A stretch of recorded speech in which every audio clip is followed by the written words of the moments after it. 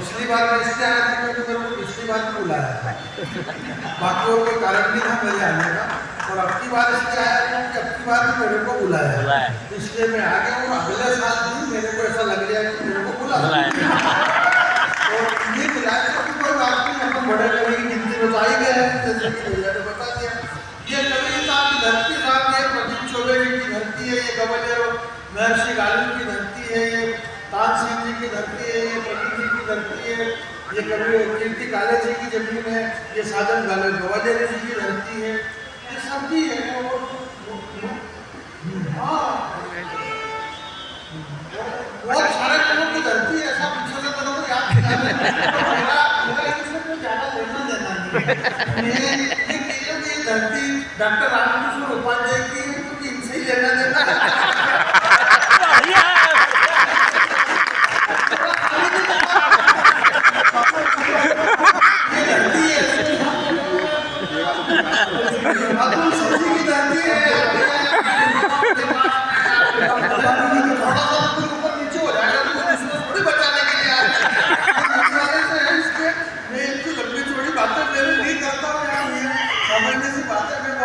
सामान्य आदमी छोटा सा कवि में इतना जबरदस्त थोड़ा पहले पढ़ा देते, इतनी बात में बिठा के रखा।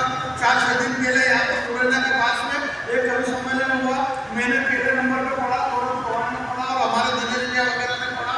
तो डॉक्टर विष्णु सक्सेना जी और इनका नंबर ही नहीं आया और बारिश शुरू हो गई, तो वो सर बैठे हुए जो इन्होंने पढ़ लिया वगैरह ने बोले ऐसा करो, जिन्होंने पढ़ लिया उनका पेमेंट कर दो, बाकी का इनका रहने दो।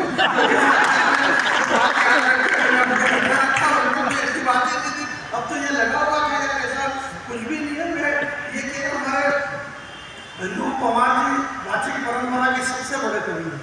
पवार जी आज इस मंच में नहीं, अगले साल पवार जी बहुत अच्छी बात कहते हैं कि हिंदी के कवि सम्मेलनों में गीत कवि सम्मेलनों के प्राण हैं और इन गीतकार को बचाइए, गीत को बचाइए तो कवि सम्मेलन बचे रहेंगे।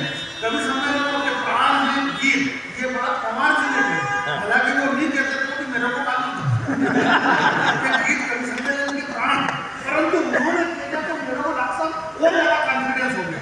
और उनके कहने से मैंने पूरे गाँव में 4 गीतकार कवियों को बुलाया और 4 कवि को बुलाया और डॉक्टर साहब से भी कहा पर ये नहीं आए, दूसरे 8-10 गीतकारों को बुलाया, 2 घंटे में कवि सम्मेलन के प्राण निकले।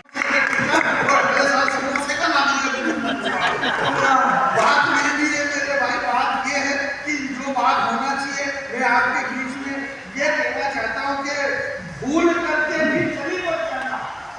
जरा जब बहुत कम लोग बचे हुए हैं और वाजपेयी जी के हिस्से में और कीर्ति दीदी के हिस्से में बचे हुए हैं, हमारे हिस्से में तो है, बाकी बहुत सारे लोग तो चले गए। अब वो जो चले गए उसमें हमारी तो कोई गलती ही नहीं, मेरी तो भाई मेरा तो नंबर ही नहीं आया, तो चले गए वो, तो मेरा तक भी नंबर आया, वो चले गए, उसमें हमने क्या कर सकते हैं, मेरी कोई गलती नहीं कि वो चले गए। परंतु फिर भी मैं ये कह रहा हूँ कि अभी हमारे डॉक्टर साहब ने कहा कि जो बड़े ईश्वरवादी व्यक्ति, इतना बड़ा कवि अगर ईश्वर का नाम लेकर के अपना गीत शुरू करता है तो डॉक्टर साहब बड़े ईश्वरवादी कवि। अभी 15-20 दिन पहले ईश्वर को लेकर के एक बहुत बड़ी डिबेट हुई, 2 घंटे की डिबेट चली, जावेद अख्तर और एक मौलाना साहब दोनों में। और जावेद अख्तर साहब ने कहा कि इस देश दुनिया में ईश्वर अल्लाह नाम की कोई चीज़ नहीं है, और वो मौलाना साहब कह रहे थे कि अल्लाह है, ईश्वर है। 2 घंटे की डिबेट पूरे देश में वायरल हुई। मेरा ये मानना कि जावेद साहब ये कह रहे थे, जावेद अख्तर साहब के ईश्वर अल्लाह नहीं है। हम वो इसलिए कह रहे थे क्योंकि वो जावेद साहब इसलिए कह रहे थे, उन्होंने रेट पढ़ी इसलिए जावेद साहब ने कह दिया कि ईश्वर नहीं है। अगर पढ़ा होता तो वो कहते ही नहीं कि है कि नहीं है। पर फिर भी मेरा ये मानना है कि जहाँ से डॉक्टर साहब ने अपनी बात शुरू करी, मैं वहाँ से अपनी बात शुरू करने की कोशिश नई बात है, पहली बात और मंच भी अगर इसके पहले भी आपको सुन रखी है तो चेहरे के हाव-भाव ऐसे बनाओ जैसे पहली बार सुन रहे हैं। इन पढ़े लिखे अनपढ़ों को शायद इस बात का भान ही नहीं है, इन्होंने अंदर झांक करके देखा ही नहीं और कह दिया कि बाहर भगवान ही नहीं है। वाह वाह, शांति पकड़ो आप, ऐसा नहीं कि भगवान ने काम है और आगे और भी होगा। इन पढ़े लिखे अनपढ़ों को शायद इस बात का भान ही नहीं है, इन्होंने अंदर झांक करके देखा ही नहीं और कह दिया कि बाहर भगवान नहीं है। ये तो हमें पता है कि भगवान होते नहीं, भगवान माने जाते हैं। यानी कि जैसे माता पिता को हम भगवान मान लेते हैं। एक अच्छे डॉक्टर जिसने ऑपरेशन किया बोले ये भगवान के बराबर है, ये माता पिता भगवान के बराबर, गंगा नदी भगवान के बराबर, ये वृक्ष भगवान के बराबर। ये हमें पता है कि भगवान होते नहीं है।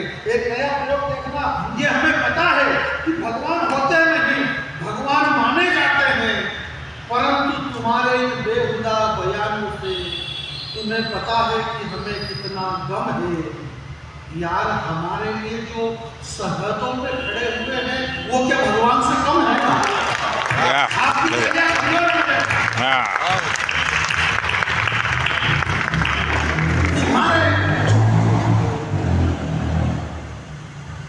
ये सब पता नहीं कैसे ऐसे चमत्कार क्यों हो रहा है। ऐसे चमत्कार होना नहीं चाहिए हो रहा है। साइलेंसर बज रहा है, ये भगवान की दरवाजे के बीच जाने पे लड़के छोड़ेगा तो जहाँ तानसेन की धरती है, तानसेन जब खड़े होते थे तो क्या क्या नहीं बचता था, ये साइलेंसर बज रहा है। जमाना ऐसा ऐसा बदला कि क्या से क्या बदल गया है। ये तुम्हारे बेहुदा बयानों से तुम्हें पता है कि हमको कितना गम है। जो हमारे लिए सरहदों पे खड़े हुए हैं क्या वो भगवान से कम है? यार कोई तो सुपर कंप्यूटर होगा ना जो हमारे लिए सरहदों पर खड़े हैं, वो क्या भगवान से कम है? रण क्षेत्र में उनके अंग अंग में उमंग कौन भरता है? रण क्षेत्र में उनके अंग अंग में उमंग कौन भरता है? कोई तो सुपर कंप्यूटर होगा ना यार, वरना मोर के पंख में रण को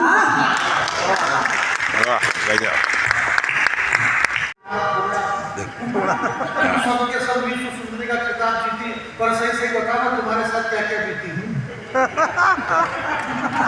ऐश्वर्या राय धीरे धीरे से पार जाएगा, जरा ताली वाली बजाइए एक बार। ऐश्वर्या राय क्या गजब का बनाया मालिक ने तुम्हारा थोड़ा। तुम सबके सब विश्व सुंदरी का खिताब जीती, पर सही सही बताना तुम्हारे साथ क्या क्या बीती। अरे ऐश्वर्या राय तूने सिर्फ सुंदरी शब्द चुना है, विश्व सुंदरी का नाम तेरे बाप ने मैंने सुना है। विश्व सुंदरी का नाम सुनेगा तो अपने आप भूल जाएगी, और विश्व सुंदरी का चरित्र सुनेगा तो तेरी आंखें बन जाएगी। विश्व सुंदरी बनने के लिए जमाने से जूझना पड़ता है, और विश्व सुंदरी बनने के लिए धड़कते अंगारों पर कूदना पड़ता है। विश्व सुंदरी तो वो चित्तौड़ की महारानी पद्मिनी थी, जिसकी सुंदरता के आगे आईना तक टूट गया था, और पानी में चेहरा देखा था उसका भी पसंद छूट गया।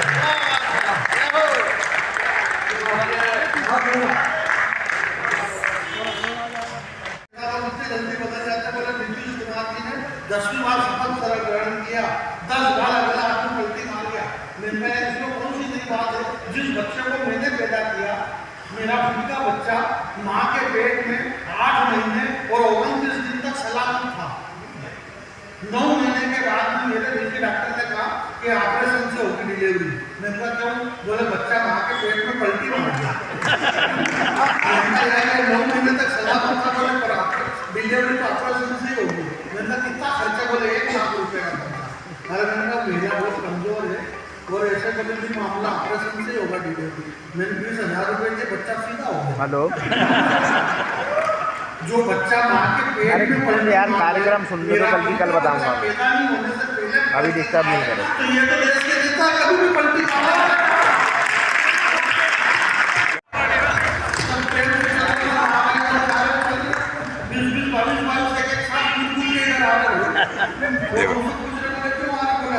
देशभक्ति करेंगे, उनके अंदर देशभक्ति जग रही है। देश से किसको प्रेम नहीं है? भाजपा, कांग्रेस, सपा सबको प्रेम है। देश को कौन नहीं चाह रहा? हिंदू, मुसलमान, सिख, ईसाई सबको देश से प्रेम है। इस देश को कौन नहीं चाह रहा है? एक आदमी तब चाहिए। अभी पिछले दिनों दक्षिण भारत से मिनिस्टर ने कहा बोले सनातन डेंगू मलेरिया इसको हम खत्म कर देंगे। महंगाई ऐसे कैसे खत्म कर दोगे? अंदर की आंखें खोलकर अंतस मन को देखो। सनातन की ताकत देखना है तो चलो एक बार वृंदावन को देखो।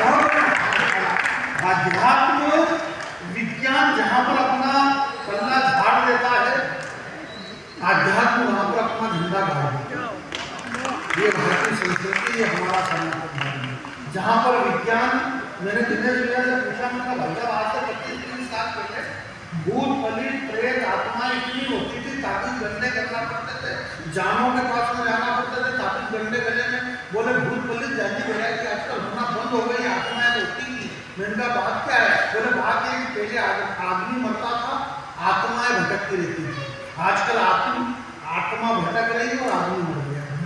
क्या बात। मनुष्य के अंदर से आत्मा मर चुकी है, आदमी भटक गया है, इसलिए भूत पलित बची नहीं, तो मर्जी पड़ जो आ रहे हैं, मर्जी पड़ता है, हमने तो भी रखता है जवाब। वहाँ पूरी की पूरी दुनिया का विज्ञान यह सोच करके शर्मिंदा है कि जिसके बगैर आदमी जिंदा ही नहीं रह सकता। वो प्रेमानंद जी बिना किडनी के कैसे जिंदा है। और शर्माते हुए विज्ञान ने कहा कि इस बाबा ने तो कमाल कर रखा है। बाबा ने भी मुस्कुराते हुए कह दिया कि मुझे तो किसी और ने संभाल रखा।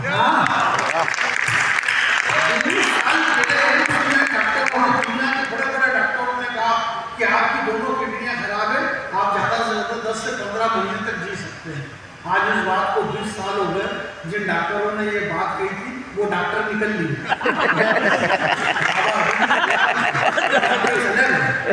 शर्माते हुए डॉक्टर, शर्माते हुए विज्ञान ने कहा कि इस बाबा ने तो कमाल कर रखा है।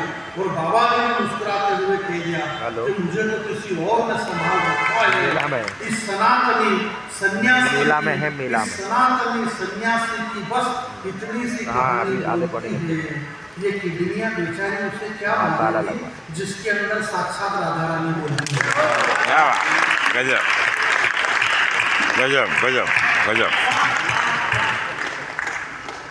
जब मोदी जी का सीधा ये आया और यहाँ से वापस मेरे घर चला जाऊंगा, अपन 10-20 दिन इधर उधर घूमते फिरो, क्या मतलब है? अपन इधर उधर घूमते फिरो और फिर अपने घर के सामने दूसरे घूमते फिरे, क्या इसलिए अपने को अपने घर पे रहना बहुत जरूरी है।